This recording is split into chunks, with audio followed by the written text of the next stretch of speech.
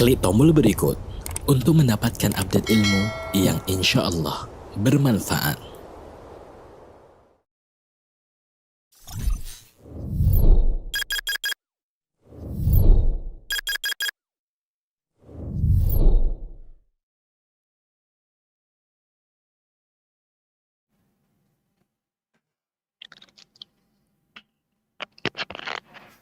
Bisa dimulai panitia?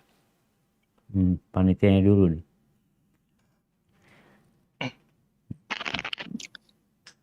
Insyaallah Fadil Ustaz. Baik. Assalamualaikum warahmatullahi wabarakatuh. Waalaikumsalam. Alhamdulillah Rabbil alamin. Wassalatu wassalamu ala Rasulillah wa ala alihi wa ashabihi wa man tabi'ahu bi ihsanin ila yaumiddin.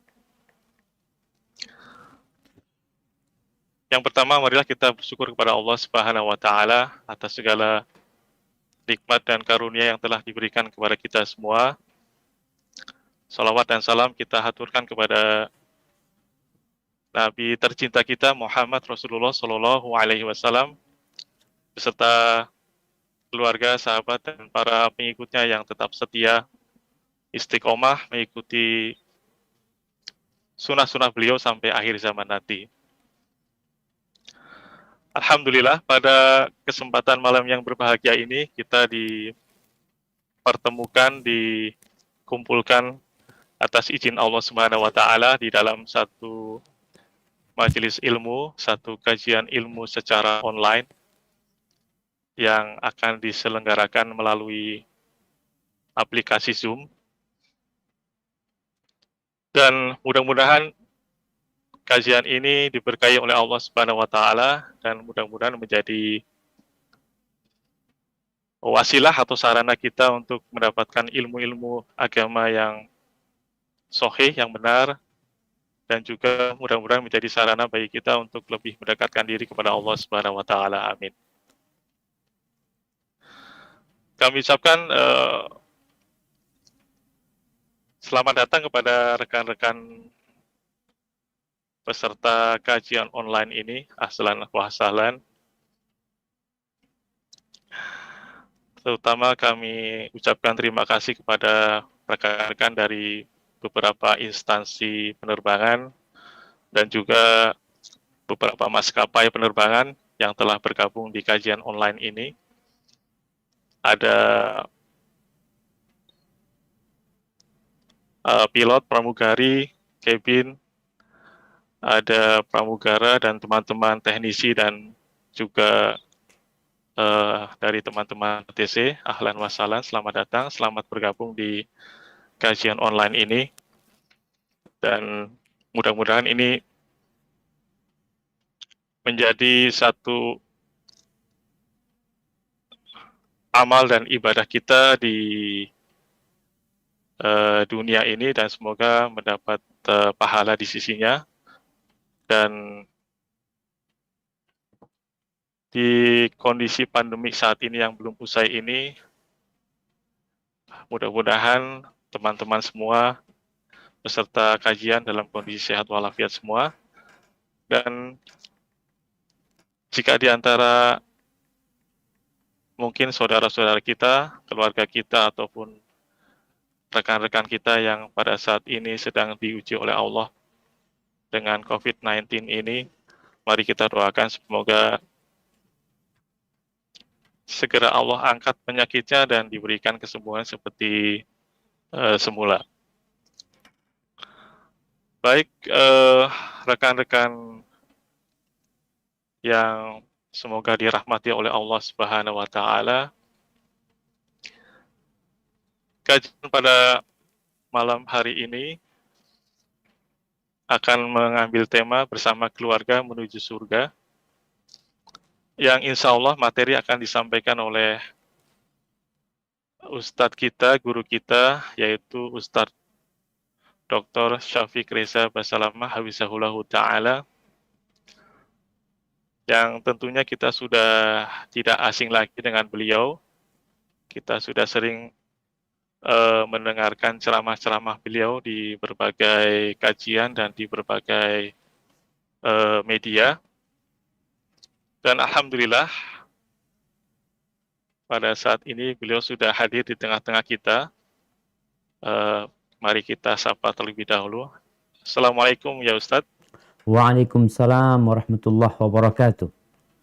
Ahlan wa sahlan. Masya Ahlan Allah. bi.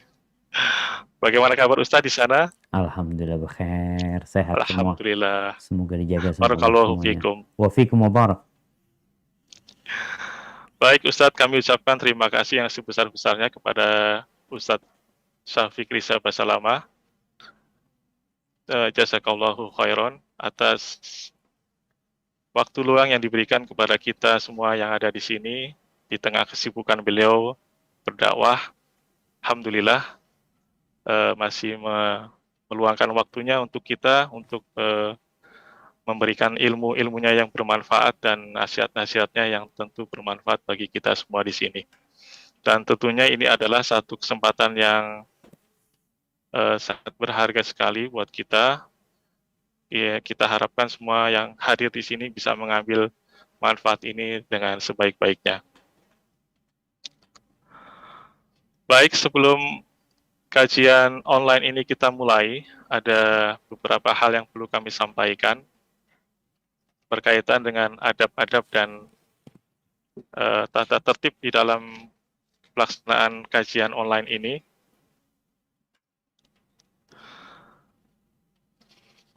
Yang pertama,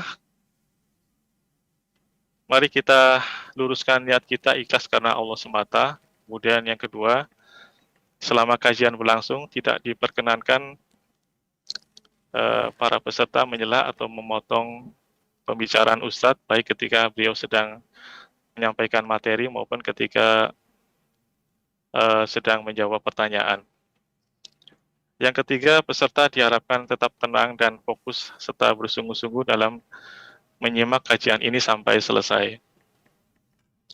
Dan yang keempat, kami harapkan peserta mencatat faedah-faedah yang disampaikan oleh beliau sehingga lebih bermanfaat untuk ke depannya. Selain itu, ada beberapa hal yang perlu kami sampaikan juga berkaitan dengan kajian pada malam hari ini. Insya Allah, kajian akan berlangsung selama kurang lebih 90 menit dan dibagi menjadi dua sesi. Sesi pertama adalah penyampaian materi yang akan disampaikan oleh beliau selama 1 jam. Dan sesi berikutnya, sesi tanya-jawab selama 30 menit. Dan selama kajian berlangsung, panitia akan mute audio semua peserta untuk menghindari adanya suara-suara yang mengganggu selama kajian berlangsung. Dan akan kami unmute kembali pada saat sesi tanya-jawab nanti. Kemudian bagi yang ingin bertanya kepada Ustadz di sesi tanya-jawab nanti, bisa dengan menuliskan di kolom chat dan ditujukan langsung kepada host atau admin yang nanti akan kami bacakan kepada Ustadz.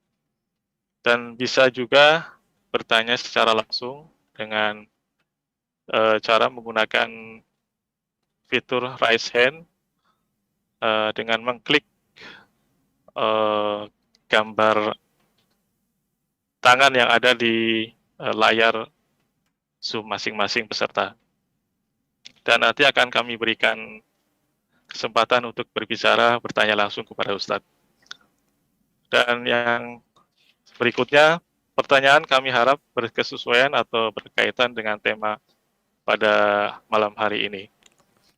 Dan selanjutnya, insya Allah, panitia menyediakan atau mempersiapkan hadiah atau bingkisan yang menarik ya bagi nanti rekan-rekan yang pertanyaannya dibacakan untuk ditanyakan kepada Ustadz.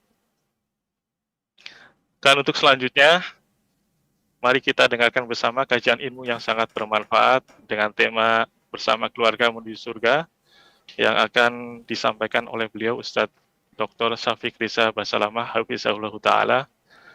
Kepada Ustadz kami persilakan, tafadhol masykurah. Jazakumullah khairan. Assalamualaikum warahmatullahi wabarakatuh. Alhamdulillah alladzi bi ni'matihi tatimmu shalihat. Segala puji bagi Allah Jalla Jalaluh yang karena nikmatnya kebaikan-kebaikan menjadi sempurna. Allahumma salli wa sallim ala sayyidina wa maulana Muhammadin wa ala alihi wa ashabihi ajma'in. Ya Allah, semoga salawat, salam, berkah dan nikmat senantiasa Engkau curahkan untuk hamba kekasih-Mu, untuk baginda Nabi kita Muhammad alaihi salatu wassalam, untuk keluarga beliau, untuk istri-istri beliau, untuk putra-putri beliau, dan untuk seluruh sahabat Nabi. Semoga Allah meridhai kita bersama mereka. Amma ba'd, ahibati fillah, malam ini malam 9 Dzulhijjah. Besok adalah hari Arafah. Jangan lupa untuk meniatkan puasa Arafah, untuk memperbanyak ibadah, membaca Al-Quranul Karim, bertakbir, mengagungkan Allah, bersedekah, salat malam, dan berdoa. Karena kata Nabi alaihi salatu wassalam, khairu du'ai Arafah, wa khairu ma qultuhu ana wan nabiyyuna min qabli, la ilaha illallah wahdahu la syarika lah, lahul mulku wa lahul hamdu, wa huwa ala kulli syai'in qadir. Sebaik-baiknya doa adalah doa Arafah. Dan sebaik-baiknya yang aku baca dan dibaca oleh nabi-nabi sebelumku adalah ucapan la ilaha illallah wahdahu la syarikalah, lahul mulku wa lahul hamdu, wa huwa ala kulli syai'in qadir. Dan puasa Arafah itu disyariatkan bagi yang tidak haji. Yang haji mendapatkan keutamaan tempat dan kondisi mereka sedang berhaji. Yang di luar padang Arafah, mereka punya kondisi sedang puasa Arafah, yang harapan Nabi SAW diampuni dosa 2 tahun. Jemaah rahimakumullah, teman-teman dari penerbangan ya, Masya Allah, ana gembira sekali bisa bertatap muka bersama antum semua, walaupun hanya via Zoom. Yang sepertinya kalau nggak ada pandemi, ini nggak terjadi. Ini di antara hikmah pandemi. Sehingga setiap orang mulai belajar, mulai mengaji tanpa batasan waktu, tempat, mereka bisa belajar. Yang penting niat. Dan ternyata malam ini teman-teman dari penerbangan tadi disebutkan dengan berbagai divisi dan juga berada di tempat yang berbeda-beda, dapat kumpul bersama di sini. Maka sering-seringlah memuji Allah. Karena sejatinya dalam kondisi musibah pun pujian itu milik Allah Azza wa Jalla. Karena tidak ada yang sia-sia dari apa yang Allah ciptakan. Bicara bersama keluarga menuju surga. Benarkah kita mau masuk surga? Kalau bicara keinginan, siapa yang gak ingin masuk surga? Sebuah tempat yang lebih indah dari yang pernah dipandang oleh mata. Seorang pilot, seorang kapten yang mungkin sudah kemana-mana, ke berbagai penjuru dunia, mungkin kedua matanya telah melihat banyak keindahan ciptaan Allah Azza wa Jalla. Tapi yang tidak terbang pun, tidak kemana-mana pun, duduk di rumahnya, dengan teknologi yang ada, dia dapat melihat dunia yang indah. Dia dapat melihat indahnya Pulau Hawaii. Mungkin dia dapat melihat indahnya Maladewa, Maldives. Dia dapat melihat bagaimana padang Sahara dengan berbagai binatang yang berada di Afrika. Dia dapat melihat bagaimana merekahnya bunga sakura di Jepang. Dia dapat melihat bagaimana beragam warna yang indah dan mempesona dari bunga tulip yang ada di Belanda. Sekarang kita bisa melihat. Dia bisa melihat air terjun yang besar yang ada di Niagara. Dia dapat melihat berbagai macam ikan-ikan di dasar lautan, sedangkan dia duduk di atas meja makan. Tapi surga, kata Rasul Sallallahu Alaihi Wasallam, a'dadtu, Allah berfirman, ini firman Allah, hadits qudsi ya, a'dadtu li'ibadiyas salihin ma la ainun ra'at wala udhunun sami'at wala khatara ala qalbi bashar. Aku, kata Allah Jalla Jalaluh, telah menyediakan untuk siapa? Untuk hamba-hambaku yang soleh, kenikmatan yang belum pernah dilihat oleh mata, yang belum pernah didengar oleh telinga, yang tidak pernah terbetik di hati manusia. Allahu Akbar. Kayak apa tuh surga Allah Azza wa Jalla? Ahibati fillah, Allah seringkali menyebutkan tentang keindahan surga dalam Al-Quranul Karim agar kita kebayang. Tapi kenyataannya jauh lebih indah dari apa yang kita dengar. Allah berfirman di surat Muhammad ayat 15 menjelaskan tentang sungai yang ada di surga. Apa kata Allah Azza wa Jalla?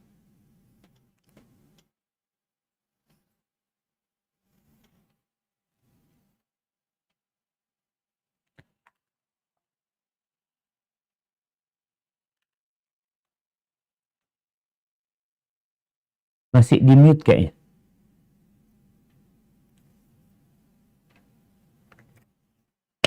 Ahid tadi silakan dibaca. أعوذ بالله من الشيطان الرجيم مثل الجنة التي وعد المتقون فيها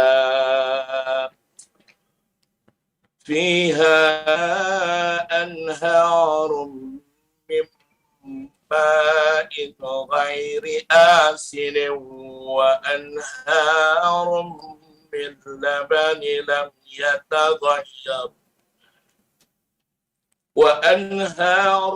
من لبن لم يتغير طعمه وأنهار من خمر لذة للشاربين وأنهار من عسل مصفى ولهم فيها من كل ثمرات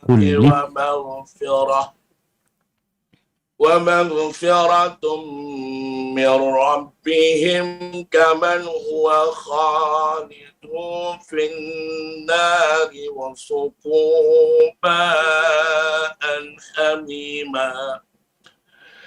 وسقوا ماء حميما فقطع أمعاءهم.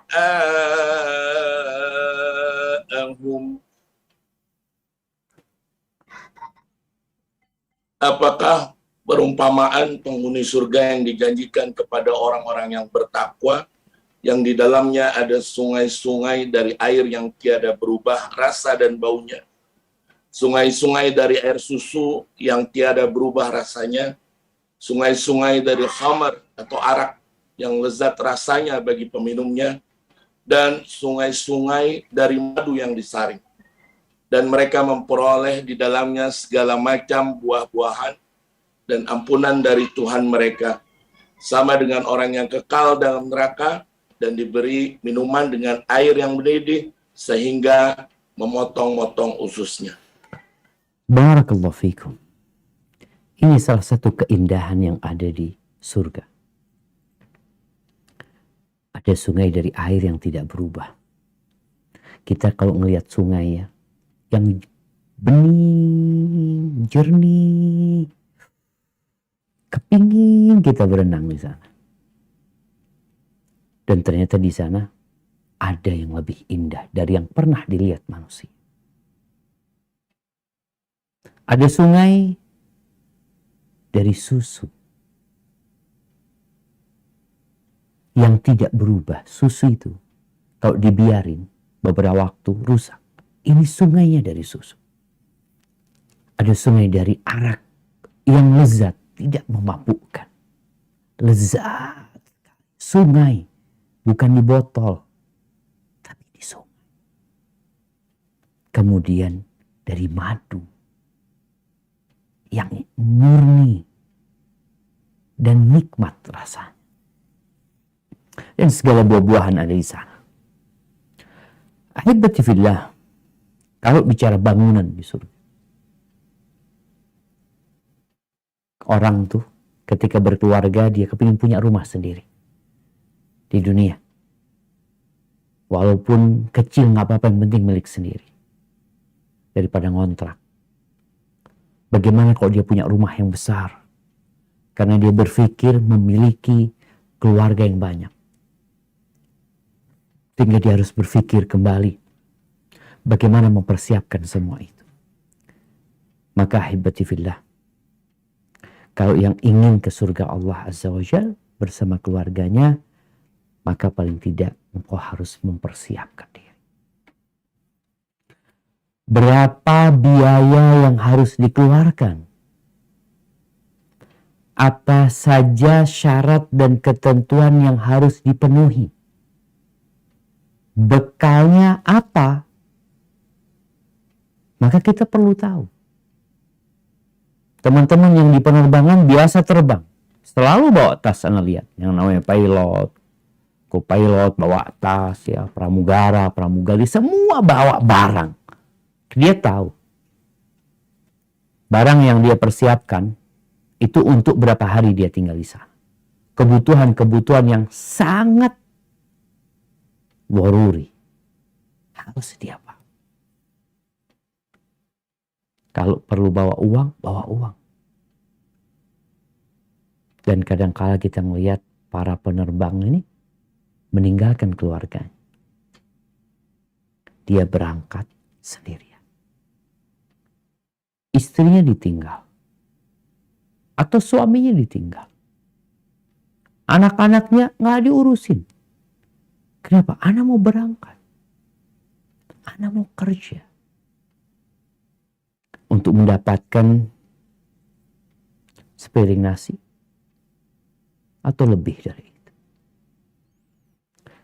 Kalau untuk sesuatu yang seperti itu saja, kita membutuhkan persiapan.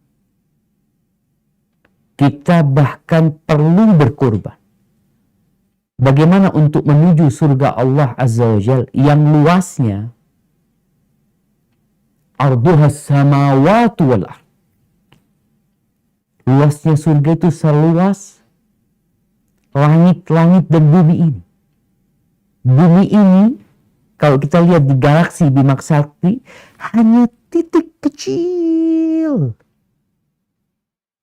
di tengah jutaan planet dan bintang-bintang.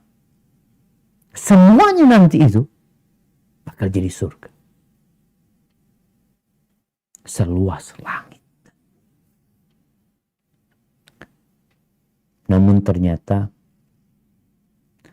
jalan menuju ke sana berat. Harus ada yang kita korbankan. Kenapa?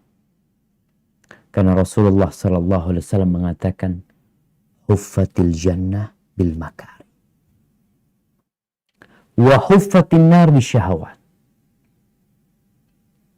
Surga itu dikelilingi dengan perkara-perkara yang tidak disukai oleh jiwa manusia. Sedangkan neraka itu dipagari dengan semua yang disenangi manusia. Kalau kita mau ke surga, itu harus lewat neraka. Maka banyak orang yang gak sampai surga. Karena dia tidak mau mengorbankan kesenangan. Orang kalau mau ke surga semuanya, sampai para nabi pun, para utusan Allah, Kalau mau masuk surga itu harus melewati neraka. Ada sirat yang dibentangkan di atas neraka untuk diseberangi. Allah Azza wa Jalla mengatakan, wa in minkum illa wariduha kana ala rabbika hatman maqdiya. Tidak ada satupun dari kalian kecuali akan melewati neraka. Sedangkan neraka ini kita suka jemaah dengan pagernya neraka. Sehingga orang kalau nggak tahan diri masuk neraka. Allah Azza wa Jalla menceritakan tentang bagaimana penghuni surga. Kita akan dengar ceritanya penghuni surga. Mereka ngobrol di surga. Gimana sih mereka persiapannya masuk surga gimana? Kita kan kalau sudah ada orang yang survive ya, kalau bicara sekarang COVID-19, kalau kita ada orang yang sembuh, gimana kok bisa sembuh engkau, kata dia. Engkau kok bisa selamat. Ini mereka berbagi pengalaman. Allah ceritakan pengalaman ini yang akan terjadi di surga. Bagaimana penghuni surga itu ngobrol di antara mereka, lalu menceritakan rahasia mereka masuk surga. Apa kata Allah di surat At-Tur ayat 25-28. Surat At-Tur ayat 25-28. Nah, silahkan.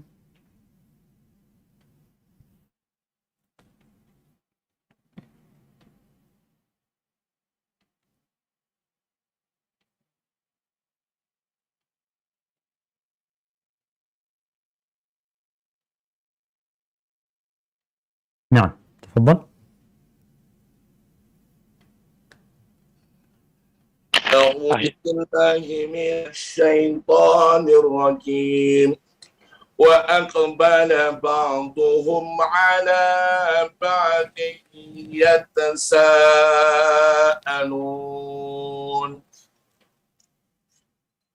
قالوا إنا كنا قبل في أهلنا مشفقين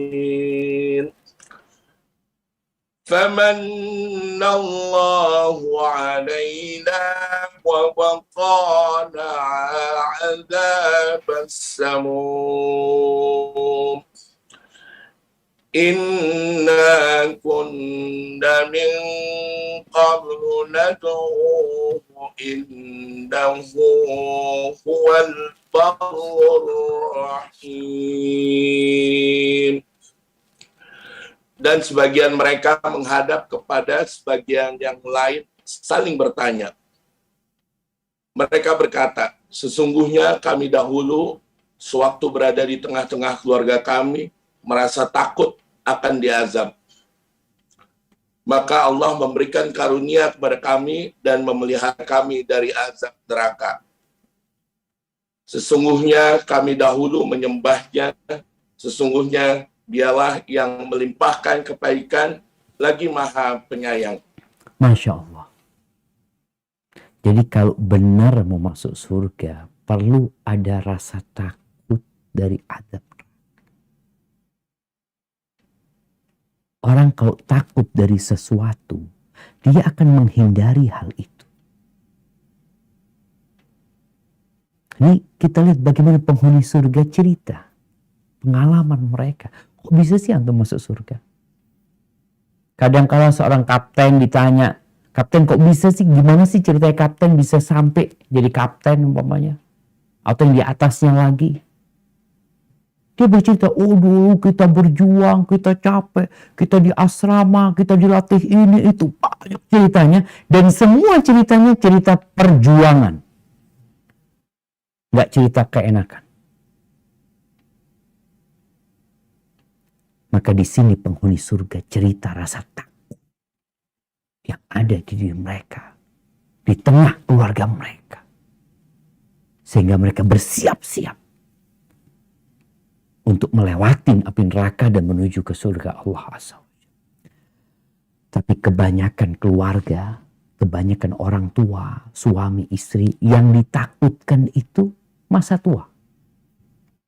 Yang ditakutkan itu masa pensiun. Nanti gimana kalau pensiun? Atau ketika seperti kondisi sekarang di masa COVID, gimana kalau di PHK?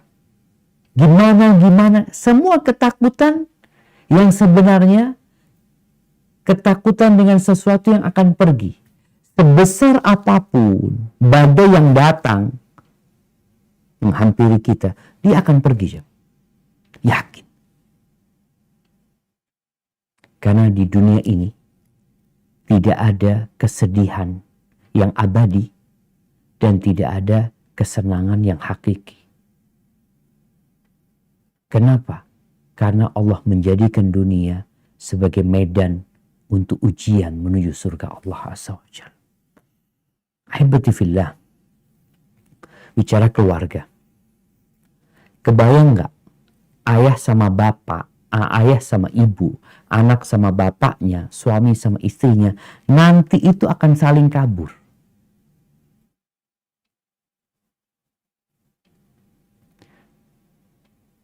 Di surat Abasa, Allah Azza wa Jalla mengatakan, فَإِذَا جَاءَتِ الصَّاخَّةُ.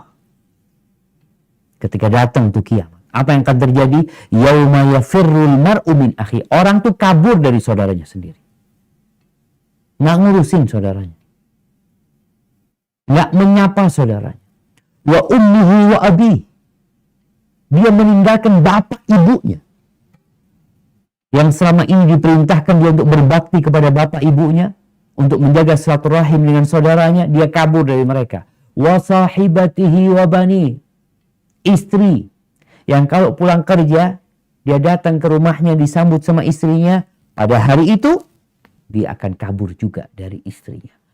Wa bani, dan dari anak-anak. Padahal selama hidup katanya bekerja buat anak, bekerja buat orang tua, berjuang, berupaya agar mereka hidup layak. Pada hari kiamat, engkau nggak akan peduli sama mereka. Kau bahkan menghindari mereka. Kenapa?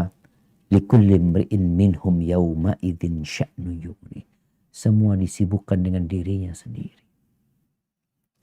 Ahibati fillah. Bahkan nanti pada hari kiamat, orang itu siap untuk mengorbankan. Kita di Idul Adha bentar lagi mengorbankan domba, mengorbankan sapi dengan harapan Allah menyelamatkan kita dari api neraka. Dengan harapan agar kita tidak diazab sama Allah Azza wa Jalla. Harapan Allah menerima kurban kita nanti pada hari kiamat.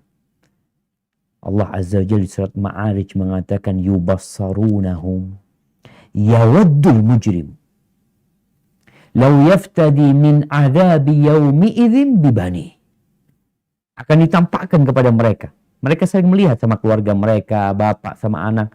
Saling nampak. Pada hari itu, orang yang berbuat dosa ingin menebus dirinya dari azab Allah Azza wa Jalla dengan apa?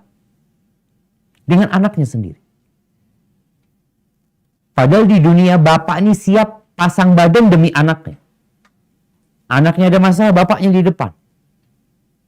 Anaknya mungkin melanggar sesuatu, bapaknya berusaha gimana anaknya selamat. Tapi hari kiamat, anaknya mau dijadikan tebusan. Ini anakku yang diazab, yang penting aku nggak diazab. Dia siap mengorbankan. Wasahibati, istrinya pun dikorbankan sekali. Nggak cukup anakku jadi tebusanku, nih istriku juga. Diazab mereka, yang penting aku selamat. Wa akhi, saudaranya. Nggak cukup saudaranya, wa fasilatihi allati tu'wi, bangsanya. 270 juta penduduk Indonesia, nih, aku korbankan semuanya asalkan aku selamat. Dia siap melakukan itu. Wa man fil ardi jami'an thumma yunji. Bahkan dia siap mengorbankan seluruh penduduk bumi ini. Ada 8 miliar manusia untuk menebus dirinya sendiri. Tapi nggak akan pernah itu terjadi. Maka hibati fillah, kita benar-benar harus mempersiapkan diri. Harus ada rasa takut di diri kita. Orang yang takut itu akan berjuang. Tapi kalau ketakutan dia hanya dengan urusan dunia, jangan urusan masa tua, hanya urusan perut dia. Ingat, semua badai yang pernah terjadi di muka bumi ini berlalu. sebesar apapun. Tapi pada hari kiamat yang ada fariqun fil jannah wa fariqun fis sa'ir. Satu kelompok di surga, satu kelompok di neraka. Khalidina fiha abada. Kekal selama. Maka ahibati fillah, apa yang perlu kita lakukan agar dapat menuju ke surga bersama keluarga kita? Maka niat. Benar enggak engkau niat mau ke surga? Orang tua kalau ngasih nasihat anaknya, nak engkau benar mau kuliah di UI. Benar, saingannya berat loh. Sungguh-sungguh engkau. Biayanya besar. Engkau juga harus meninggalkan keluarga, siap. Engkau hidup di sana, siap. Yang ditanya pertama niat. Karena jangan sampai ayah nanti keluar duit banyak, ternyata engkau nggak niat. Mau masuk surga pun bersama keluarga perlu niat. Rasulullah SAW dalam hadis riwayat Bukhari mengatakan, innamal a'malu binniyat. Wa innama likulli imri'in ma nawa. Faman kanat hijratuhu ila Allah wa rasulihi fahijratuhu ila Allah wa rasulihi. Wa man kanat hijratuhu lidunya yusibuha aw imra'atin yankihuha fahijratuhu ila ma hajara ilaih. Semua amalan itu tergantung dengan niatnya. Dan setiap orang akan mendapatkan apa yang dia niatkan. Barang siapa yang hijrahnya menuju kepada Allah, menuju kepada Rasulnya. Kalau bicara menuju kepada Allah, menuju kepada Rasulnya, berarti harus ada yang harus engkau korbankan. Karena ada aturan-aturan Allah yang harus engkau jalan. Aturan dunia engkau ikutin. Karena engkau punya niat mendapatkan dunia. Aturan Allah seharusnya engkau ikutin. Kalau engkau punya niat menuju kepada Allah dan Rasulnya. Dan Allah akan sampaikan. Kalau niatmu kepada Allah dan Rasulnya, Allah akan mudahkan. Tapi kalau hijrahmu untuk mendapatkan dunia atau wanita, ya sudah, ke sana engkau berangkat. Kepada sesuatu yang fana yang kau bakal tinggalkan, tuh perempuan, secantik apapun. Engkau tahu bagaimana cerita akhir perempuan ini. Kalau umurnya panjang, dia akan jadi tua. Dia akan keriput, dia akan sakit-sakitan, dan dia akan jadi bangkai nanti. Kalau bicara dunia, sebanyak apapun, dunia yang dikumpulkan juga akan ditinggalkan. Maka yang niat bersama keluarga masuk surga, dia niatkan. Engkau akan memilih pasangan hidupmu yang benar. Dari niat kan ketahuan. Niat mau jadi apa? Menjadi dokter. Ya kuliah kedokteran lah. Mau jadi apa? Mau jadi pilot. Ya kuliah penerbangan. Kalau salah, enggak, anak insya Allah mau jadi pilot. Di mana kuliahnya? Di ekonomi. Ekonomi syariah. Ya salah antum. Maka setelah punya niat yang benar, pilih jalannya. Pilih pasangan hidup yang benar. Siapa yang kau jadikan kawanmu menuju ke surga? Perjalanannya panjang loh. Waktunya sejak balik sampai ajal menjemput. Jadi kalau bicara orang kepingin punya rumah di surga, sholat tuh yang 12 rakaat, rawatib. Sehari, nggak sehari. 2 hari, nggak 2 hari. Kapan? Sampai mati. Dijalanin tuh. Yang ingin mendapatkan hal itu. Dijagain. Perjalanannya panjang. Kalau kawanmu tidak sehati denganmu, maka selesai. Tengah jalan bubar. Atau bisa jadi engkau yang maunya ke surga, ketarik sama dia bukan ke surga. Ke neraka. Dan kita melihat keluarga-keluarga yang nggak tahu mau kemana sebenarnya. Bapaknya di mana, ibunya di mana, anaknya jadi apa? Maka tolong, kalau benar niatmu ke surga, pilih pasangan hidupmu yang memang layak ke surga. Yang tahu jalan ke surga. Yang punya bekal ke surga. Rasul SAW mengatakan tunkahul mar'ali arba. Perempuan dinikahin karena 4 hal. Karena kecantikannya, karena kekayaannya, karena nasabnya, karena agamanya. Fadfar bidatidin taribat yada. Kalau engkau ingin selamat, ingin beruntung, cari yang agamanya baik. Kenapa? Ini nih kawan ke surga. Yang perempuan juga kayak gitu. Engkau nikah sama siapa? Kenapa engkau pilih dia? Oh memang Ana memilih dia Ustaz kepingin hidup nyaman. Di dunia bukan di surga. Iya. Dia kaya, dia tampan, seorang pejabat. Engkau ingin apa? Aku ingin hidup nyaman di dunia. Ya udah kan, tergantung niatnya. Sedangkan Nabi SAW memberikan arahan. Kalau mau ke surga, beliau mengatakan sallallahu alaihi wasallam, "Idza ja'akum man tardawna dinahu wa khuluquhu fa'ankihu." Apabila datang kepada kalian seorang laki-laki yang agama dan akhlaknya kalian ridhoin, nikahkan. Kawinkan dia. Wa illa, kalau enggak, takun fitnatun fil ardi wa fasadun arid. Yang akan terjadi kekacauan di muka bumi. Kerusakan yang besar sekali. Kita bayangin ya, Indonesia ini hanya kumpulan rumah tangga. Hanya kumpulan rumah tangga. Dari satu RT dulu bagaimana manusia, bahkan dulu dari Nabi Adam dan Hawa, hanya 2 manusia, sekarang menjadi 8 miliar manusia. Dari sini pula kita perbaiki. Nabi memberikan arahan. Kalau orang yang agamanya kalian senangi, akhlaknya kalian ridhoin, nggak dikawinkan karena pertimbangan kalian urusan fulus, urusan yang lainnya, maka yang akan terjadi kerusakan, rusak bumi ini.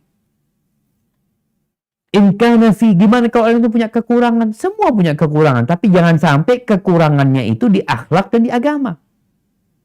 Boleh dia kurang urusan fulus, boleh dia kurang urusan wajah, tapi jangan kurang di 2 hal ini. Kenapa? Karena ini modal masuk surga. Yang paling banyak memasukkan ke surga itu 2. Taqwallah wa husnul khuluq. Bertakwa kepada Allah dan berakhlak mulia.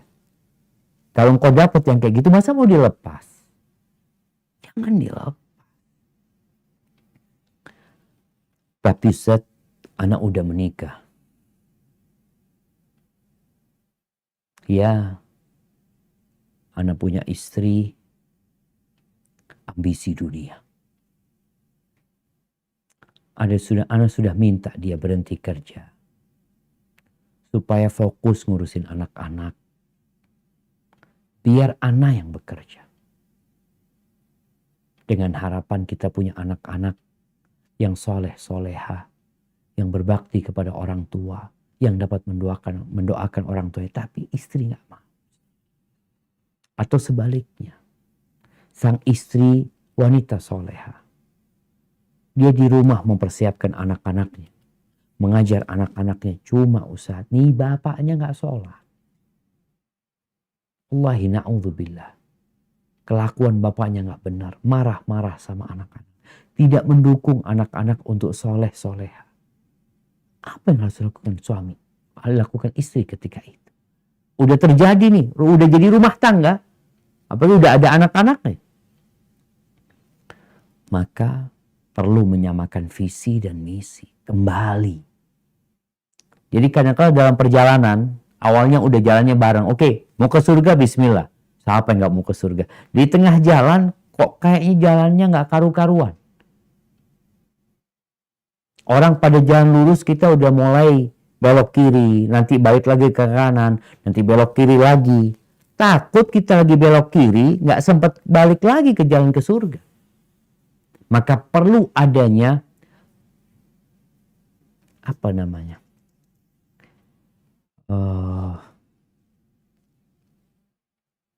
Ada satu bahasa redesign. Kembali kita mendesain sama keluarga kita. Gimana nih? Kita desain kembali hidup kita. Mau kemana kita nih? Perlu duduk kadang-kala suami istri. Kadang-kala terjadi keributan dalam rumah tangga ya karena beda visi dan misi. Oke, duduk. Kenapa? Sang istri mengatakan, Ustadz, anak punya suami nggak kenal halal haram sudah sekarang. Kerjaannya yang apa aja pokoknya dapat duit dan Masya Allah banyak fulusnya Ustaz. Gimana? Jadi mau ke surga. Maka perlu duduk kembali. Rasulullah SAW, bayangkan Nabi kita Muhammad alaihissalam. Setelah bertahun-tahun menikah dengan istri-istrinya. Beliau pernah mendiamkan istrinya selama 1 bulan. Dalam rangka apa? Mempersiapkan diri untuk ke surga. Kadangkala jamaah, ada kuda yang dipuasakan. Ada kuda yang memang dikarantina untuk persiapan, untuk lomba. Ini bini-bini kadangkala perlu didiamin. Iya. Rasulullah SAW memboikot istrinya. Rasulullah alaihissalatu orang yang paling pengasih, yang penyayang, yang paling baik di muka bumi ini pernah mendiamkan istrinya 1 bulan. Nih mak-mak tolong dengerin. Nggak diurusin istri. Beliau tinggal di satu tempat di dalam kebun.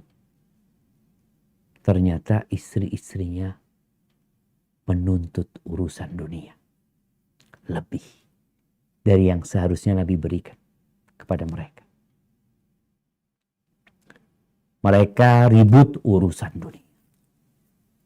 Maka akhirnya turun firman Allah di surat Al-Ahzab ayat 28-29. Untuk mendesain kembali hidup ini apa nih? Mau kemana nih? Nah, silahkan dibaca di surat Al-Ahzab ayat 28-29. أعوذ بالله من الشيطان الرجيم يا أيها النبي قل لأزواجك إن كنتن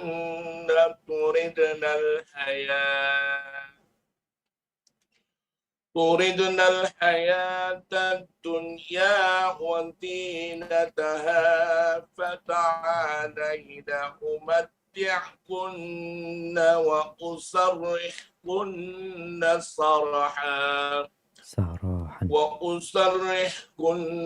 سراحا جميلا وإن كنتن تردن الله ورسوله والدار الآخرة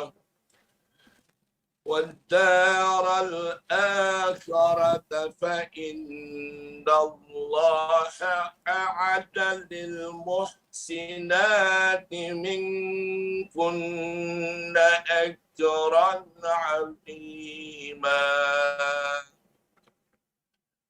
Hai Nabi, katakanlah kepada istri-istrimu, jika kamu sekalian mengingini kehidupan dunia dan perhiasannya, maka marilah supaya kuberikan kepadamu mutah dan aku ceraikan kamu dengan cara yang baik. Dan jika kamu sekalian menghendaki keridhaan Allah dan Rasul-Nya serta kesenangan di negeri akhirat, maka sesungguhnya Allah menyediakan bagi siapa yang berbuat baik di antaramu pahala yang besar. Subhanallah. Nih, Nabi memanggil istrinya satu persatu untuk mendesain ulang mereka. Gimana?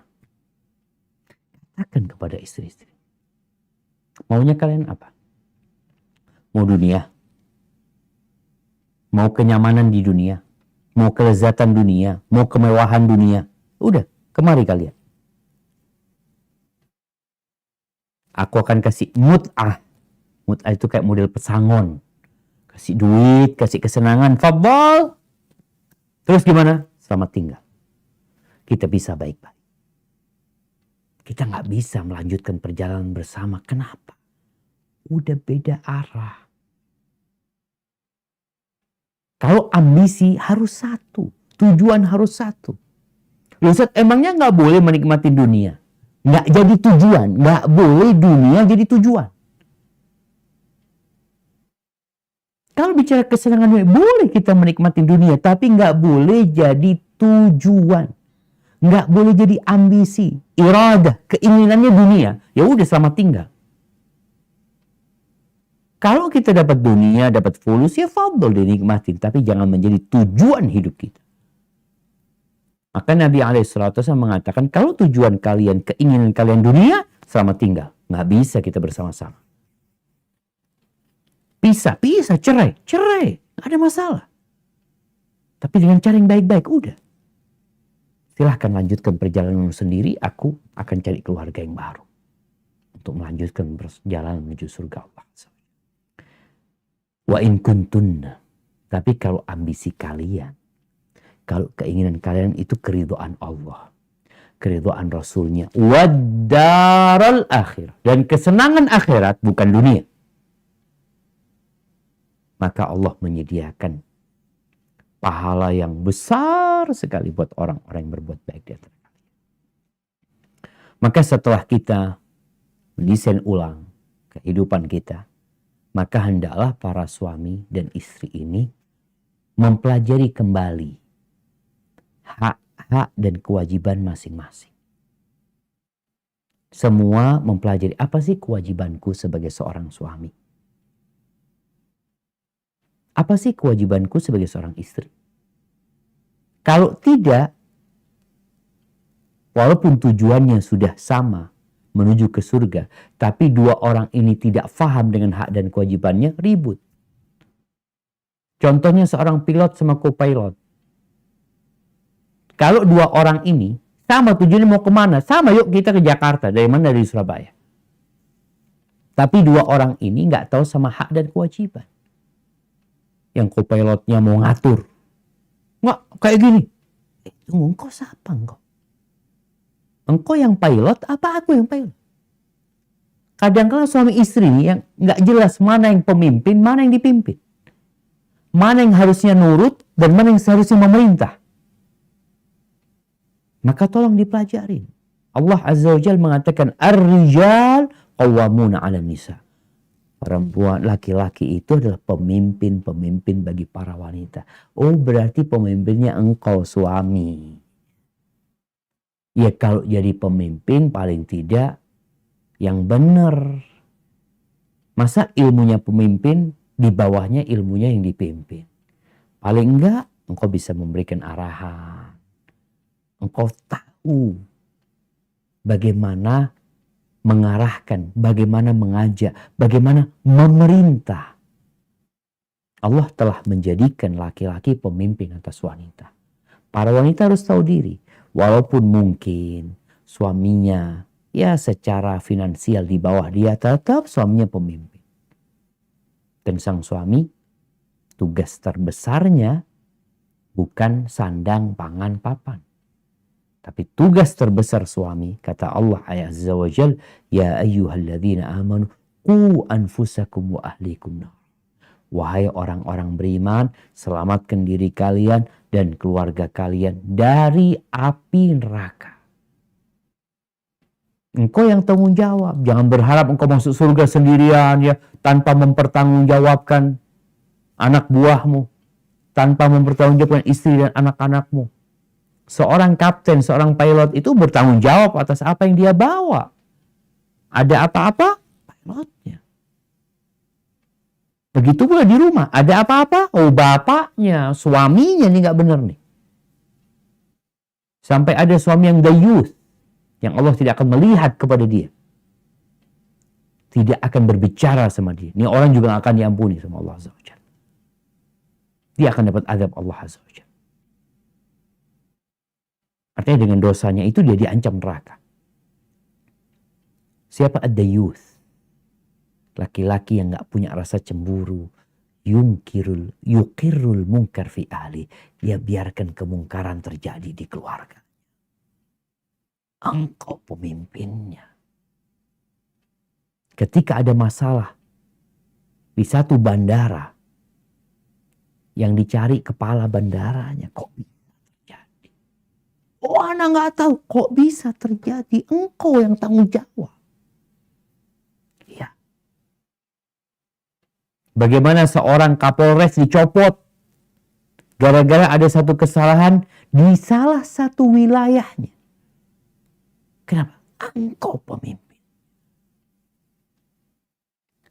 Maka disebutkan oleh Amr bin Qais al-Mullai, innal mar'ata la tukhasimu zawjaha indallah yaumal qiyamah. Ada seorang wanita yang bakal menggugat suaminya, menuntut suaminya pada hari kiamat di hadapan Allah Azza wa Jalla. Dia mengatakan, ya Rabbi, nih suamiku nih gak ngajarin aku agama, tidak mendidikku dengan baik. Apa yang dikerjakan? Innama ya'tini bi khubzis suq. Kerjaan dia cuma bawa roti dari pasar. Bas. Ini kerjaan suami, sandang pangan papan. Jadi mesin pencari uang saja. Berangkat pagi, keluar, malam dapat fulus, kasih istrinya. Belikan rumah istrinya, belikan mobil istrinya. Semua dikasih sama istrinya. Dia merasa, sudah, anak telah melaksanakan tugas anak sebagai seorang suami. Semua kebutuhan sudah anak penuhin. Ada satu kebutuhan yang kau lupa.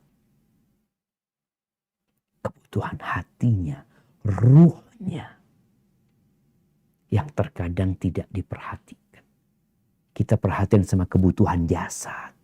Jasad ini dari tanah, balik ke tanah.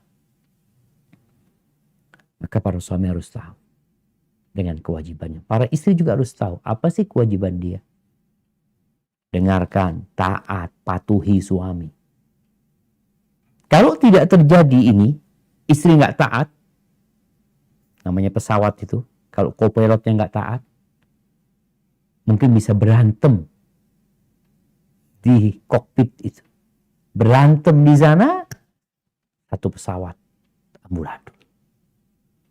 Makanya kadangkala yang jadi korban itu anak-anak. Nggak tahu anaknya jadi apa. Gara-gara dua orang ini tidak paham dengan hak dan kewajiban.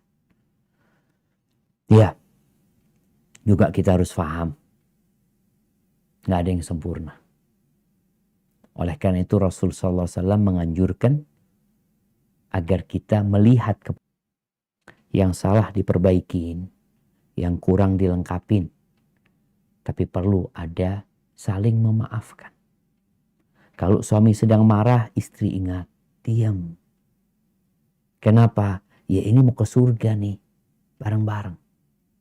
Satu lagi marah, didiemin, didinginkan.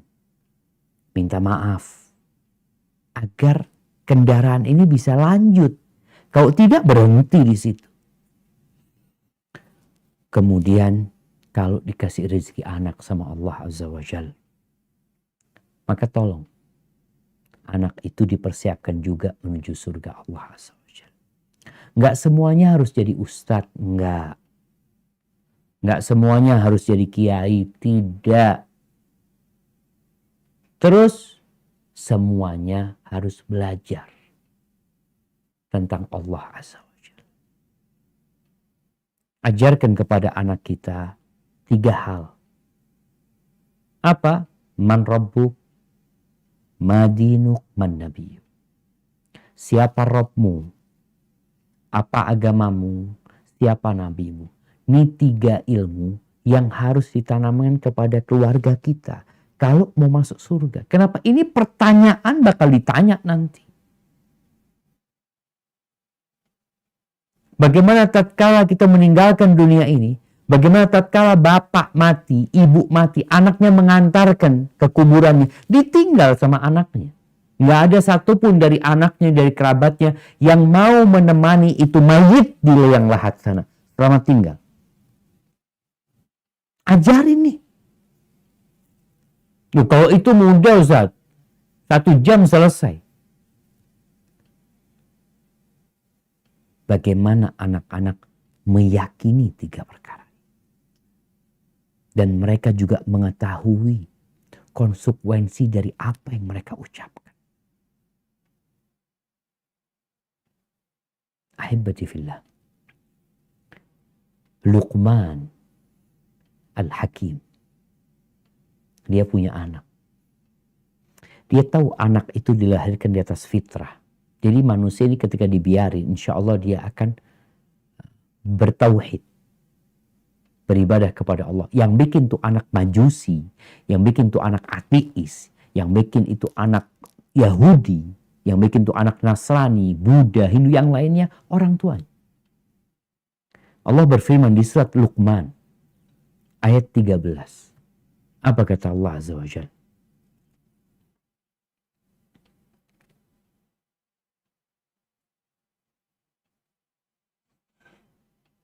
أعوذ بالله من الشيطان الرجيم وإذ قال لقمان لابنه وهو يعظه يا بني لا تشرك بالله إن الشرك لظلم عظيم. Dan ingatlah ketika Luqman berkata kepada anaknya pada waktu ia memberi pelajaran kepadanya, "Hai anakku, janganlah kamu mempersekutukan Allah. Sesungguhnya mempersekutukan Allah adalah benar-benar kezaliman yang besar." Subhanallah jemaah. Kita sering mengingatkan anak kita, hati-hati sama corona. Pakai masker. Jaga jarak. Cuci tangan. Tapi kadangkala orang tua nggak sadar bahwa virus yang lebih bahaya dari COVID-19 yang hari ini menimpa 3/4 penduduk bumi ini itu dibiarin. Nggak diingatkan anak. 3/4 penduduk bumi ini melakukan kesyirikan. Karena virus itu. Luqman memberikan wasiat kepada anaknya. La tusyrik billah. Jangan melakukan kesyirikan. Nabi Ibrahim alaihissalam doanya minta sama Allah apa? Wajnubni wa bani an na'budal asnam. Ya Allah, hindarkan aku dan anak keturunanku dari menyembah berhala-berhala. Kalau Nabi Ibrahim aja takut dengan anak keturunannya, apalagi kita seharusnya. Maka tanamkan keimanan, tanamkan tauhid, jaga. Sebenarnya dia udah bertauhid. Kalau dibiarin dia bertauhid, orang tua bagaimana menjaga anaknya dari melakukan kesyirikan. Hati-hati dengan tontonan-tontonan yang ada, yang kebanyakan tidak mengantarkan ke surga. Kemudian jaga tiang agama, sholat. Ini orang tua kalau mau ke surga, ingat sholatnya dijaga. Orang yang meninggalkan sholat itu diragukan keislamannya. Bahkan oleh sebagian ulama, kalau mati, gak usah disolatin, gak usah dimandikan. Dia gak pernah sholat, masa kita suruh nyolatin dia? Bikinkan jurang, lemparkan ke sana, selesai sudah. Gak repot-repot kita harus bawa dia ke masjid, nyolatin dia ketika dia hidup, dia tidak pernah sholat. Ajarkan sholat kepada anak kita. Muru auladakum bisalah li sab'in. Suruh anak kalian sholat sejak umur 7 tahun. Wadribuhum alaiha li asyin. Umur 10 tahun gak sholat, pukul. Jaga. Bagaimana anak kita menjalankan sholat dengan ikhlas, sesuai dengan sunnah Nabi. Jaga rukun Islam yang lainnya. Jaga puasa ya. Semuanya. Pokoknya tadi kita bicara 3 pertanyaan ini harus kita ajarkan kepada anak kita. Kepada keluarga kita. Man rabbuk, madinuk, man nabiyuk. Kemudian ingat besok hari Arafah. Ajak keluarga kita untuk puasa Arafah.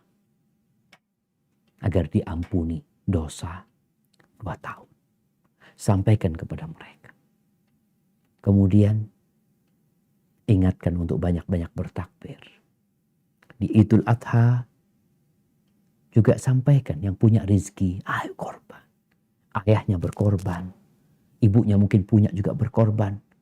Daripada kelak pada hari kiamat dia hendak mengorbankan anaknya, mengorbankan bapak, ibunya, mengorbankan semua penduduk bumi ini demi menyelamatkan dirinya dari api neraka. Kita sekarang masih berada di dunia, kesempatan untuk menebus diri kita ada. Maka insya Allah dengan cara seperti itu, semoga kita bersama keluarga dapat menuju ke surga bersama-sama. Hadza wallahu a'lam bissawab. Itu yang dapat Anda sampaikan, kurang lebihnya mohon maaf. Anda kembalikan ke moderator. Jazakumullah khair. Jazakallahu khairan wa barakallahu fikum atas materi dan tausiah yang sangat bermanfaat yang telah Ustadz sampaikan. Dan sebelum kita memasuki sesi tanya jawab, ingin kami sampaikan sekali lagi terima kasih kepada rekan-rekan kru yang telah berpartisipasi bergabung di kajian online ini, baik dari maskapai domestik maupun internasional. Kami mencatat di sini ada beberapa rekan kami yang dari ada Garuda, Citylink, Lion, Batik, kemudian Wings, ada dari SIJ, Sriwijaya, John Lin, Deraya, Demonim, Sriwijaya, Qatar, Emirates, dan Fitjet. Jazakumullahu khairan, barakallahu fikum. Untuk selanjutnya, marilah kita memasuki sesi tanya jawab. Bagi rekan-rekan yang ingin bertanya, dipersilakan. Dan untuk pertanyaan awal, kita bacakan yang sudah masuk melalui pertanyaan tertulis, Ustadz. Nah.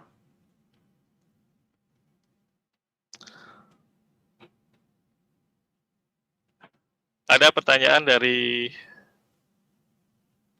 Akhi Yoga.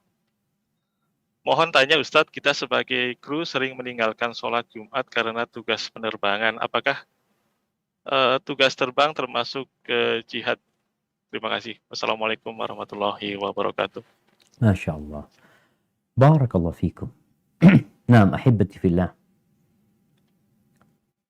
Sejatinya kita bisa menjadikan semua kerjaan kita itu sarana menuju ke surga. Tinggal niat kita dan pekerjaan yang kita lakukan. Rasul SAW pernah bersama para sahabatnya melewatin seorang pemuda yang sedang bekerja. Dedikasi kerjanya sangat menakjubkan. Dan pemuda ini juga gagah.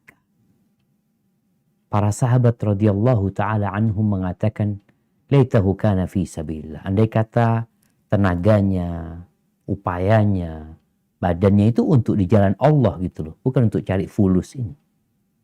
Maka Nabi SAW mengatakan, in kana kharaja yas'a ala sigharin lahu atau ala abawaini kabiraini fahuwa fi sabilillah. Kalau dia keluar bekerja dalam rangka memberikan nafkah, niatnya itu memberikan nafkah. Kepada siapa? Kepada kedua orang tua yang sudah sepuh. Atau kepada anak-anak yang masih kecil. Fahuwa fi sabilillah. Maka dia fi sabilillah. In kana kharja yas'a yu'iffa nafsahu. Kalau dia bekerja untuk menjaga kehormatan dirinya. Agar dia tidak melakukan dosa. Agar dia tidak minta-minta. Dia bekerja demi untuk punya uang, demi untuk menikah, nggak ngerepotin orang lain, fahuwa fi sabilillah. Maka dia di jalan Allah. Tapi in kana kharaja riyaan wa mufakhar. Kalau dia keluar bekerja dalam rangka riya, pamer, berbangga-banggaan, punya ini hanya untuk ganti handphone, hanya untuk ganti mobil, hanya untuk berbangga-banggaan dan pamer dengan apa yang dia miliki, fahuwa fi sabili syaitan. Maka dia di jalan syaitan. Maka teman-teman yang kerja, yang pertama niatnya. Kerja buat apa? Kebutuhan dunia ahlan. Tapi kalau sudah di atas kebutuhan, yaitu untuk gaya hidup, untuk pamer, maka kadangkala ya bukan jihad, tapi di jalan syaitan. Dan kalau sampai dikatakan tadi, meninggalkan sholat Jumat, ada kondisi-kondisi yang diperbolehkan meninggalkan Jumat. Contohnya musafir. Kalau memang dia dalam perjalanan, dia musafir, boleh, memang dia nggak diwajibkan sholat Jumat pada waktu itu. Jadi nggak ada masalah. Dia gantikan dengan sholat zuhur. Dan seorang musafir juga boleh mengqashar atau disyariatkan mengqashar dan boleh menjama. Silahkan, nggak ada masalah. Tapi kalau sudah stay, kalau sudah mukim, maka mau nggak mau dia punya kewajiban untuk melakukan sholat Jumat. Jadi itu sholat yang nggak boleh ditinggalkan kecuali ada halangan. Hadza wallahu a'lam bishawab. Jazakallah atas jawabannya Ustadz. Pertanyaan berikutnya dari Rian dari Maskapai Garuda. Bismillah, izin bertanya, apakah ada perbedaan cara dalam mendidik anak perempuan dan laki-laki dari kacamata syariat? Jazakallahu khairan. Silakan Ustaz. Masya Allah, barakallahu fiik. Ya ahibati fillah. Kita tahu laki-laki nggak sama perempuan. Allah mengatakan walaysa dzakaru kal untha. Laki-laki dan wanita itu nggak sama. Siapapun yang kita tanya sebenarnya, mereka akan menjawab ya nggak sama lah. Ada aktivis gender yang ingin menyamakan keduanya. Di dalam agama kita, secara hak dan kewajiban, mereka itu di pandangan agama sama. Mereka punya hak masuk surga yang sama. Mereka punya kewajiban. Tapi secara detail ada perbedaan. Kenapa? Karena menyesuaikan dengan diri mereka. Kalau kita lihat sholat. Dalam agama kita, perempuan yang datang bulan nggak sholat. Kenapa? Itu kasih sayang Allah kepada para perempuan. Perempuan dan disyariatkan sholat berjamaah. Sholat sendiri dia. Tafadhol. Pahala sholat dia di rumah lebih baik daripada dia sholat di masjid. Berjihad di jalan Allah nggak wajib perempuan. Cukup dia berangkat haji itu udah jihad buat perempuan. Jadi bagi orang tua ketika mendidik anak memang berbeda. Kalau bicara secara perasaan ya perempuan lebih perasa, lebih sensitif. Ketika anak perempuan sedang datang bulan beda tentunya sama anak laki. Maka orang tua menyesuaikan mana yang wajib buat anak-anak perempuannya. Lalu jamaah, bagi para orang tua. Karena di Indonesia ini banyak anak perempuan juga disiapkan untuk bekerja. Bahkan tidak sedikit orang tua yang maksa anaknya untuk sekolah-sekolah supaya engkau nanti dapat kerjaan yang bagus, yang enak. Sehingga kalau engkau nanti diceraikan sama suamimu, engkau sudah punya pegangan, subhanallah. Jadi kadang-kala orang tua menyiapkan anak perempuannya untuk bercerai. Padahal orang tua harus mempersiapkan anak perempuannya, silakan mau sekolah. Tapi jangan lupa, dipersiapkan anak perempuannya untuk menjadi seorang istri. Statusnya istri. Itu angan-angan semua perempuan. Menjadi seorang istri. Setelah itu naik karirnya. Dari istri menjadi seorang ibu. Maka bagaimana mendidik anak perempuan untuk menjadi seorang istri, menjadi seorang ibu? Kenapa? Karena kita lihat seorang bapak dan ibu yang memiliki anak perempuan. Terkadang dia tidak mendapatkan secara maksimal kebaktian anak perempuan. Alasannya apa? Karena tuh anak perempuan diambil sama suaminya. Ketika menikah, surga dan neraka anak perempuan itu siapa? Suaminya. Bukan bapak ibunya lagi. Dia tetap wajib berbakti kepada bapak ibunya. Tapi dengan segala keterbatasan. Dia lebih wajib taat dan patuh sama suaminya daripada sama ayah bundanya. terus kok kayak gitu? Oleh karena itu, Allah berikan balasan surga. Siapa yang punya anak 2 atau punya anak perempuan 2, 3 yang dia didik dengan baik, dengan benar, kemudian dinikahkan, maka anak perempuan itu akan menjadi benteng yang menyelamatkan orang tuanya dari api neraka. Anak laki nggak kayak gitu. Kalau mau punya anak 10 anak kaki nggak bisa jadi benteng seperti anak perempuan 2 atau bahkan 1, insya Allah itu dapat menyelamatkan orang tuanya dari api neraka. Kenapa? Karena orang tua kalau punya anak laki, tetap anak laki itu kewajiban berbaktinya sama orang tuanya tidak terbatasi dengan istrinya. Nggak ada dia harus izin istri. Ana mau kasih bapak ya, harus izin istri. Ana mau ke rumah ibu ya, harus izin istri. Nggak ada. Maka tetap full orang tua itu dapat kebaktian anak lakinya. Beda sama anak perempuan. Sehingga dalam mendidik anak perempuan, itu tadi dilihat secara kondisi anak perempuan itu mau jadi apa. Sehingga ke sana orang tua mengarahkan. Bekerja silahkan. Selama sesuai dengan bimbingan syariat, tidak melalui syariat, tapi harus tahu. Engkau bakal menjadi istri. Ayah ingin engkau menjadi seorang ibu buat anak-anak. Maka ini yang perlu dipersiapkan untuk mereka. Nafkah, kewajiban para suami. Hadza wallahu a'lam bishawab. Jazakallahu khairan atas jawabannya Ustadz. Selanjutnya kita beralih ke pertanyaan secara langsung. Sudah ada beberapa yang ingin bertanya langsung. Silakan kepada Ahi Adam Perdana untuk menyampaikan pertanyaannya kepada Ustadz. Bisa di-unmute speakernya.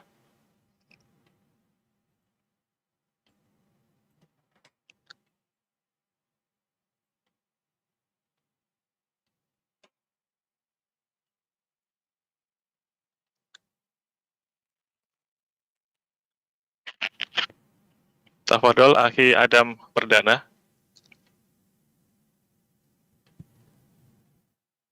Nah, kayaknya belum di-unmute sama Adam.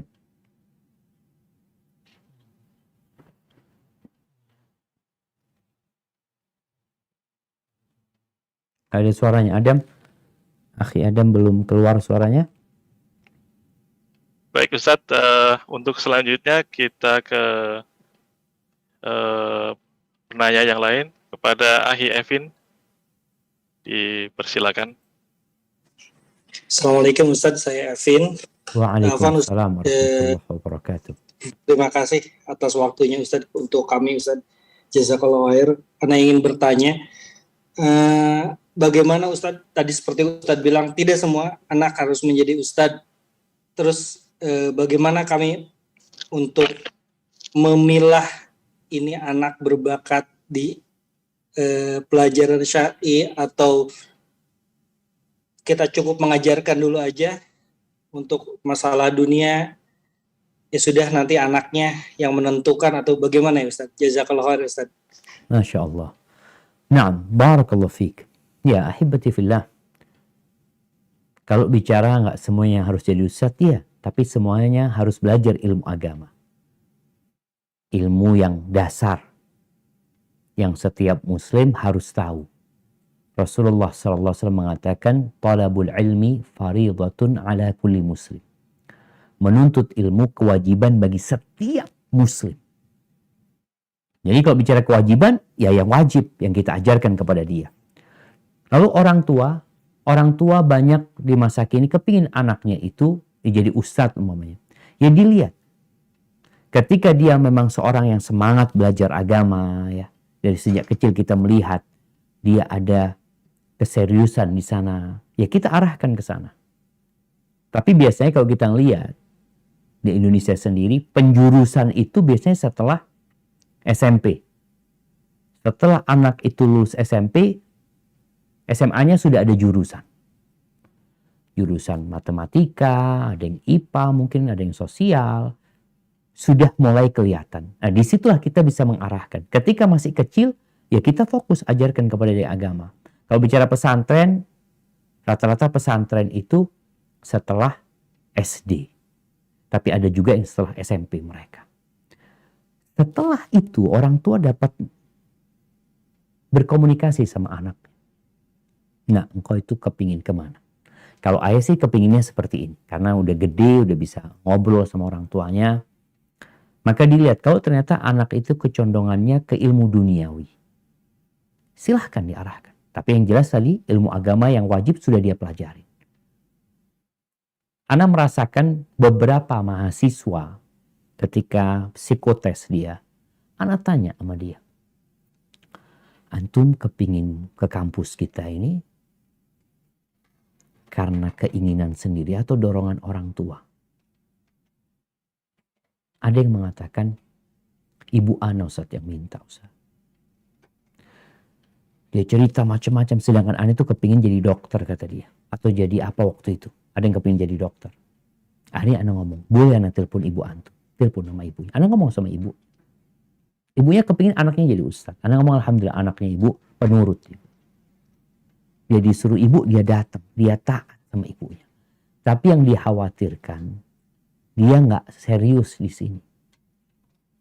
Keberadaannya hanya sekedar menyenangkan hati orang tua. Nanti setahun 2 tahun putus dia sekolahnya. Tapi arahkan dia. Kalau memang ibu punya kemampuan, nyekolahkan dia di sana. Dan anaknya juga siap, tafadhal. Dan ada juga yang bapaknya datang ke anak. Karena anaknya mau keluar, karena mau ambil kuliah ini itu. Anak ngomong, gak apa-apa. Yang penting anaknya udah belajar agama dengan baik. Tinggal ketika dia punya kecondongan, dia mau ke fisika, ini tuh silahkan.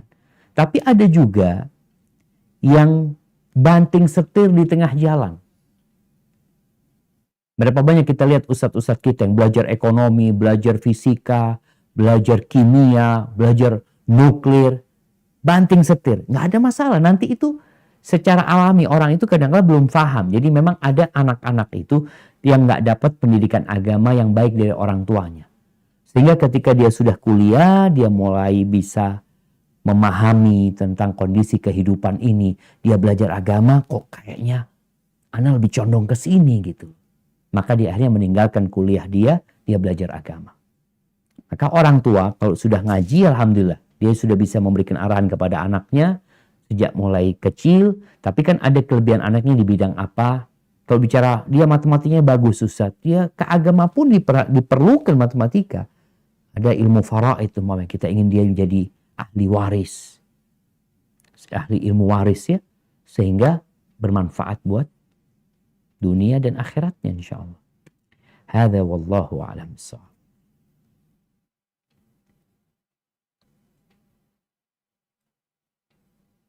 Halo.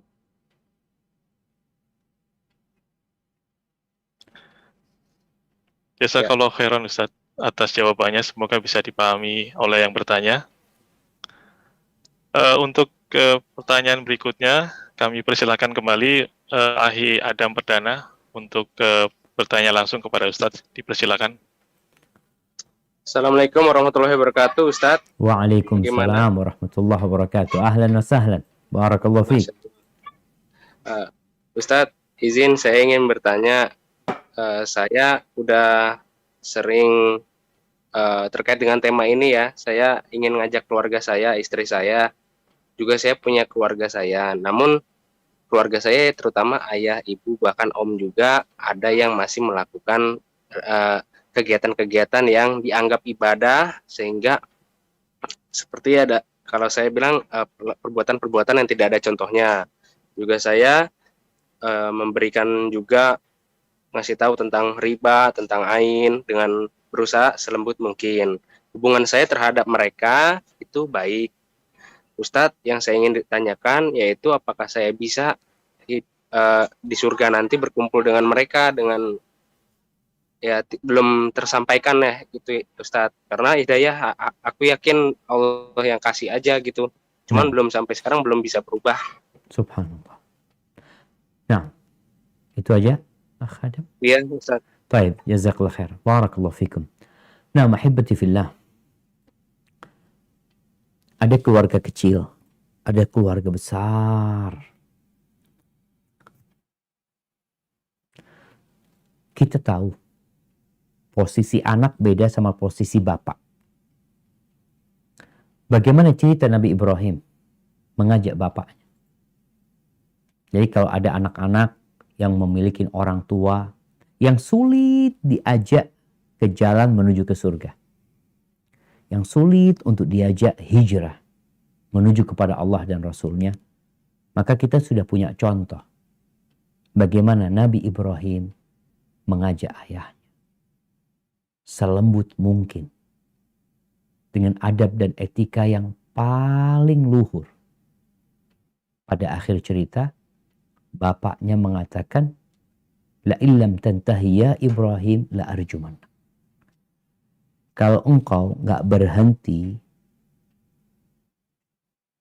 dengan dakwah-dakwahmu ini, aku akan rajam engkau. Wahjurni maliyah. Setelah mengancam itu, bapaknya menyuruh Nabi Ibrahim pergi. Tinggalkan aku. Tapi bagaimana seorang anak yang cinta kepada orang tuanya, yang ingin bersama orang tuanya menuju ke surga? Nabi Ibrahim mengatakan, salamun alaik. Semoga dikasih keselamatan kau ayah. Sa'astaghfiru laka rabbi. Aku akan terus berdoa memohonkan ampun kepada Allah. Innahu kana bi hafiz. Allah itu maha baik sekali sama aku. Bapaknya ikut membakar Nabi Ibrahim.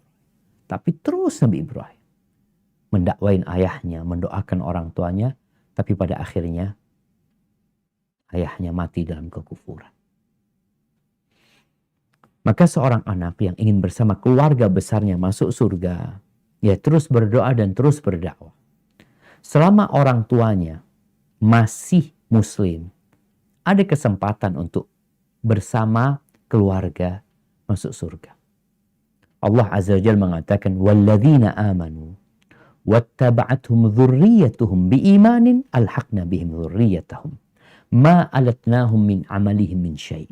Orang-orang yang beriman dan diikuti oleh anak keturunan mereka yang beriman, niscaya kami akan kumpulkan mereka di surga Allah Azza wa Jalla tanpa mengurangi pahala buat orang yang lebih baik amalannya. Jadi secara iman, selama iman itu ada, masih ada harapan ketemu di surga Allah Azza wa Jalla. Walaupun mungkin ada sebagian yang masuk neraka, na'udzubillah, karena ketika ditimbang, amal solehnya lebih ringan daripada dosa-dosanya. Sehingga dia masuk ke neraka. Karena Allah tidak mengampuni dia. Mungkinkah dia berkumpul? Mungkin. Seorang ayah bisa memberikan syafaat kepada anaknya. Seorang anak bisa memberikan syafaat kepada orang tuanya.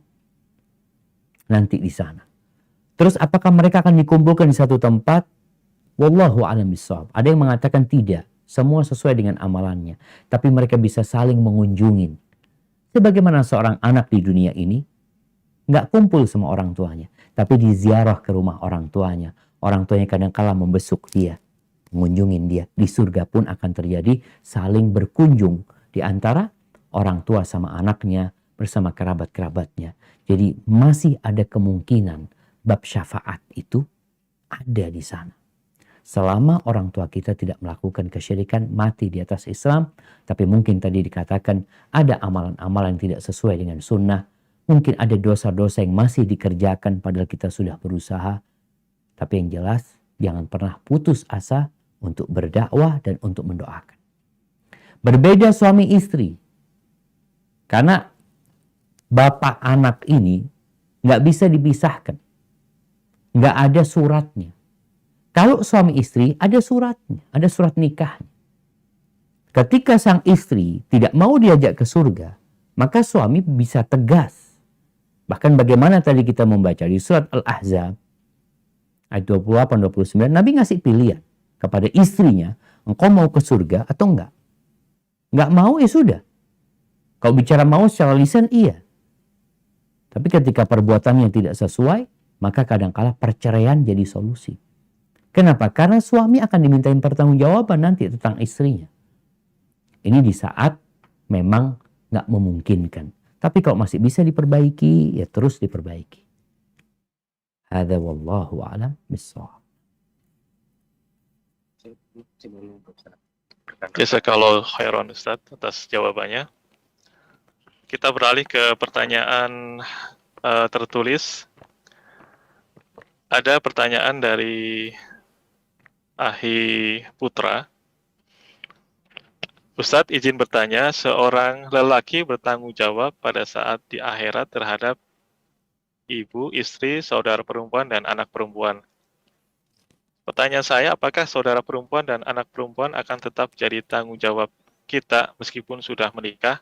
Bukankah mereka harusnya menjadi tanggungan suami mereka? Jazakallahu khairan, Ustaz. Masya Allah.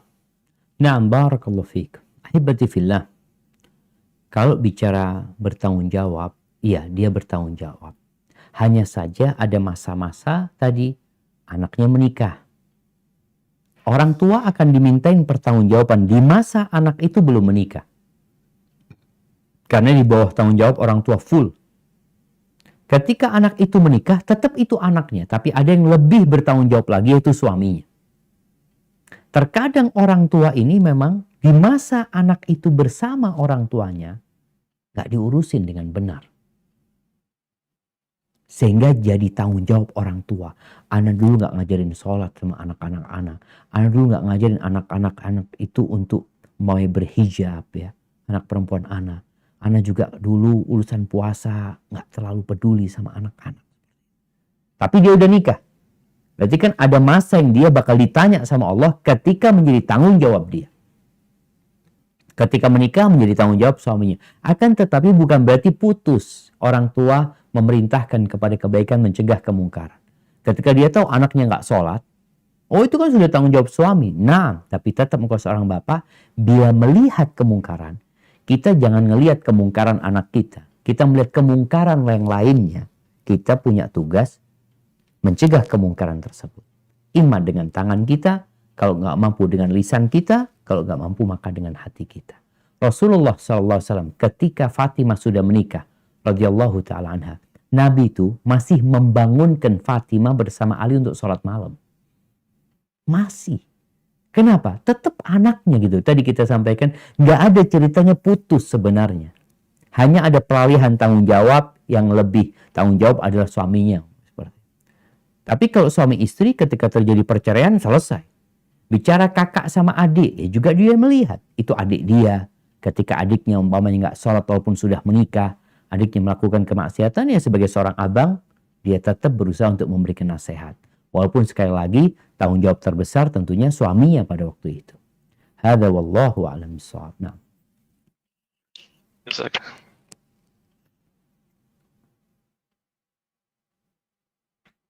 Jazakallahu khairan Ustaz atas jawabannya.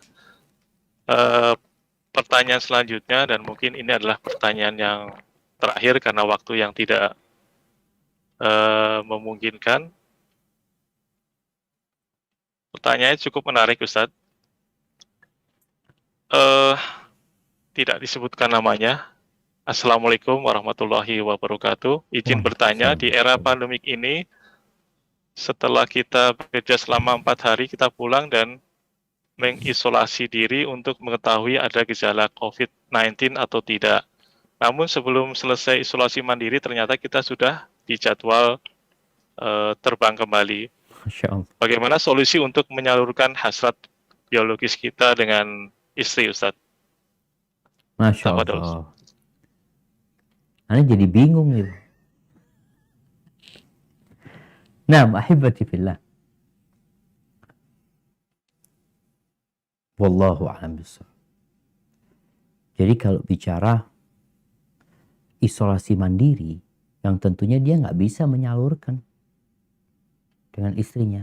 Apa nggak ada cara lain, Bang? Ini yang berpengalaman mungkin bisa kasih jawaban, Bang. Walau Ustaz. Iya, artinya dia sebelum 3 hari udah terbang lagi. Dari pertanyaan seperti itu, Ustaz. Setelah Berarti kan sebenarnya dia nggak ada masalah sebenarnya kan, Bang, untuk menghubungin istrinya. Kalau dia ajak terbang aja boleh gitu. Sebelum 3 hari itu dia sudah bisa terbang gitu sebenarnya. Yang mana terbang itu ya dia akan berkerumunan mungkin sama orang. Tinggal bagaimana dia ketika isoman itu kan sudah dicek kalau dia negatif. Atau dia nggak dicek ketika isoman itu?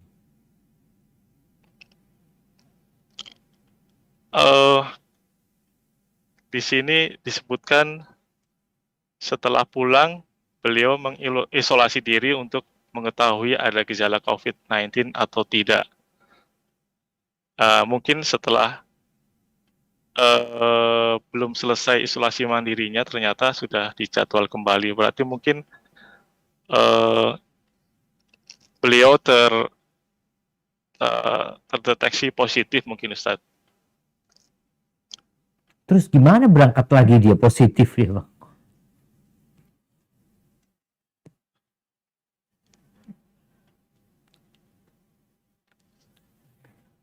Nah, kayaknya sulit. Tidak ada Wallahu, keterangan. nah, wallahu a'lam bishawab. Jadi mungkin dia perlu puasa. Ketika dikatakan tadi dia nggak bisa menyalurkan hasratnya karena kondisi. Kita tahu seorang laki-laki bisa menyalurkan hasratnya dengan tangannya sendiri. Tapi itu terlarang. Maka mungkin bisa dengan cara dia berpuasa, menahan syahwatnya, memohon kepada Allah Azza wa Jal. Kalau memang dia nggak bisa untuk menghubungi istrinya. Wallahu a'lam bishawab ya. Ini termasuk salah satu yang sebenarnya perlu dipertimbangkan, perlu direnungkan buat kita semua. Salah satu tujuan pernikahan itu adalah menyalurkan hasrat kita. Nggak ada alasan buat laki-laki berzina. Tidak ada alasan berzina. Mau istrinya nggak nurut, mau istrinya udah tua, ini nggak ada alasan berzina. Karena Allah membolehkan bagi dia menikah lebih dari 1, 2, 3, 4. Dan Nabi SAW memberikan arahan bila seorang laki-laki melihat perempuan yang membuat hasratnya itu bangkit. Nabi SAW mengatakan, "Falyarji ila ahli," pulang ke rumahnya. Itu yang punya istri. Yang nggak punya istri, maka mau tidak mau dia harus menahan diri dengan berpuasa ya. Seperti itu. Jadi wallahu a'lam bishawab. Yang jelas kalau dikatakan mungkin berpikir untuk menyalurkan hasratnya dengan onani, kita tahu onani itu pendapat yang rajih, terlarang ya. Kecuali dalam kondisi terpaksa mungkin. Wallahu a'lam bishawab. Barakallahu fikum. Nah. Jazakallahu khairan. Barakallahu fikum Ustadz. Dan nampaknya pertanyaan tadi adalah pertanyaan yang terakhir karena waktu yang tidak mengizinkan kita. Alhamdulillah sudah 1,5 jam lebih kita menyimak nasihat-nasihat dan ilmu dari beliau. Sekali lagi kami ucapkan jazakallahu khairan kepada Ustadz Dr. Syafiq Riza Basalamah hafizahullah ta'ala. Semoga Allah selalu menjaga beliau dan keluarga beliau. Dan kami ucapkan terima kasih juga kepada tim yang telah membantu terlaksananya acara ini. Dan terima kasih juga kami ucapkan kepada seluruh peserta atas partisipasinya dan atensinya. Tidak semua pertanyaan tidak bisa kami bacakan karena keterbatasan waktu. Dan semoga kita bisa bertemu di lain waktu, di kajian-kajian yang lain dan di tema-tema yang lain. Saya mewakili panitia dan seluruh panitia, mohon maaf jika ada kesalahan dan kekurangan dalam kajian ini. Dan untuk hadiah yang tadi kita sampaikan, bagi penanya yang tadi disebutkan pertanyaannya, nanti akan dihubungi oleh admin atau panitia. Baik, mari kita tutup pertemuan atau kajian pada malam hari ini dengan doa kafaratul majelis. Subhanakallahumma wa bihamdika asyhadu an la ilaha illa anta astaghfiruka wa atubu ilaik.